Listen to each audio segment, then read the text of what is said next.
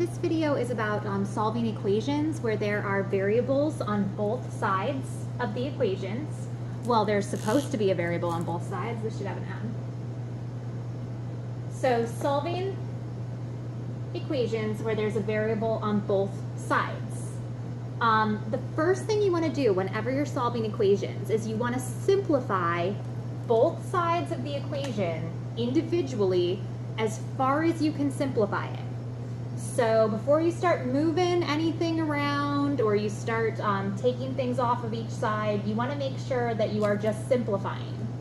So in this case, I'm going to distribute. So I'll have 30m minus 18 equals 1/3 times 24 is 8m. 1/3 times 12 is 4. Now that both sides are simplified, your next step is going to be to get the variable on just one side of the equation. And it doesn't matter which side it goes on, as long as it's only on one side.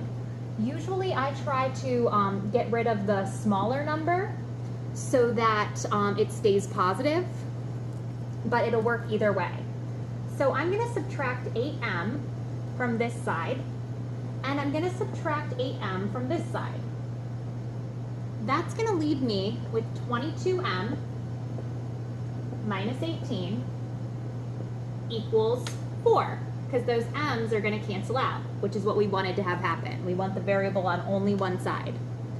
Once you get to this point, it is your basic two-step equation where you're just going to do inverse operations to get the variable by itself. So we are going to add 18, 22m is going to be equal to 22.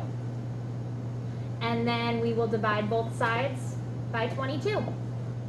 And you'll get m equals 1.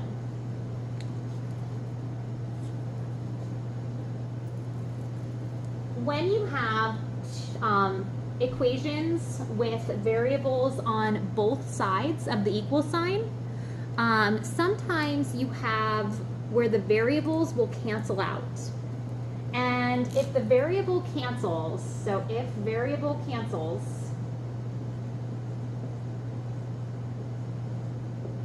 you're either going to have a situation where you have a number equaling the same number, and then you have infinitely many solutions, or you're going to have a situation where you have a number equaling a different number.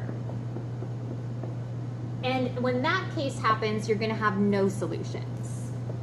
So let me give you an example problem where you have the variables canceling out.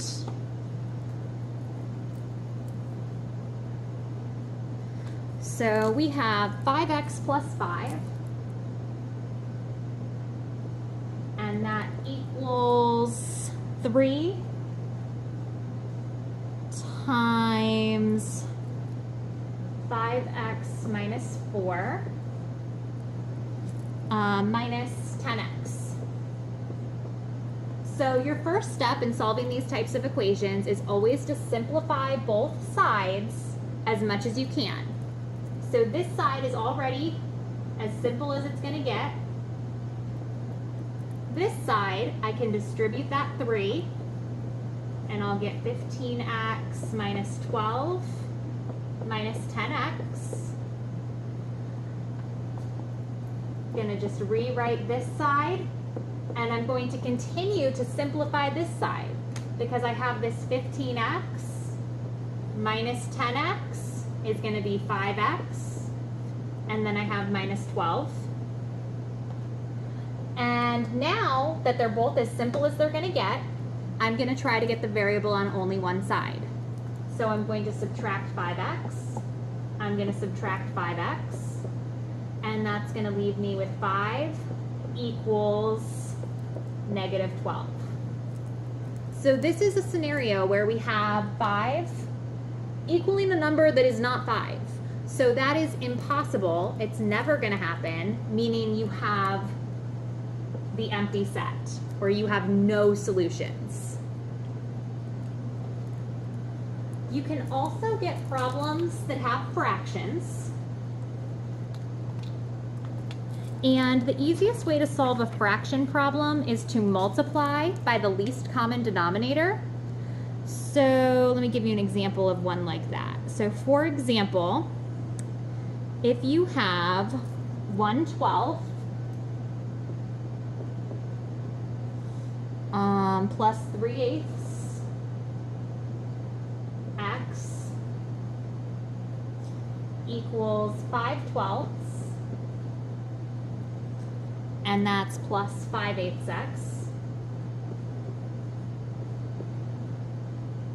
The easiest way to go about doing this is to look at your denominators and then multiply every single term.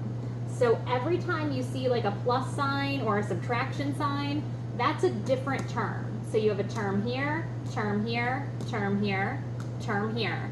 You need to multiply every single one of those by the least common multiple. So in this case, you're going to multiply every single one by 24. So 24 times 24 times 24 times 24. And then you're going to cancel with the denominator to leave just whole numbers. So 24 is going to divide by 12 to leave you a 2. 24 divides by 8 to leave you a 3. 24 divides by 12 to leave a 2. 24 divides by 8 to leave a 3.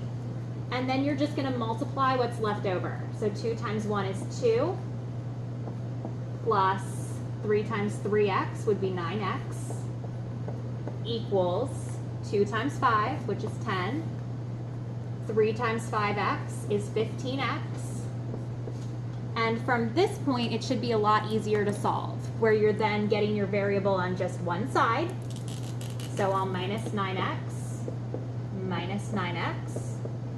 and I'll have 2 equals 10, and that would be plus 6x. And then you're going to subtract 10 from both sides. So you'll have negative 8 equals 6x, and then you're going to divide by 6. So your final answer is negative 8/6, which would reduce to negative 4/3.